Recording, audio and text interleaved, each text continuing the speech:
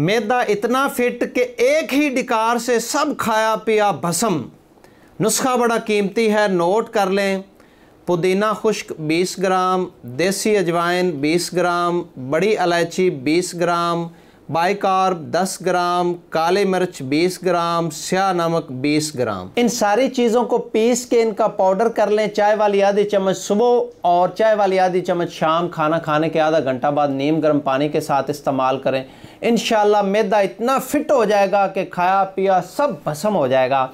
और बाकी जिनके मुस्तकिल मसाइल हैं, तज़ाबियत रहती है, गैस रहती है, बदहज़मी रहती है, मैदा में सोजिश है और कोई चीज़ खाई पी जो है वो लगती नहीं, हज़म ही नहीं होती और हर वक्त पेट फूला फूला रहता है, तबीयत आवाज़ार सी रहती है, तबीयत भारी भारी रहती है, बेचैनी रहती है, उनके लिए हमारा मुकम्मल स्टोमैको कोर्स मौजूद है जो कि मुकम्मल जामिया कोर्स है। इंशाल्लाह आपके सारे मसाइल को हल करेगा।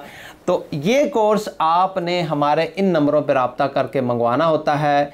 इनके अलावा आपने किसी और नंबर पर रब्ता नहीं करना। तो जो दोस्त हमारा स्टोमैको कोर्स मंगवा के इस्तेमाल करेंगे इंशाल्लाह फिट हो जाएंगे।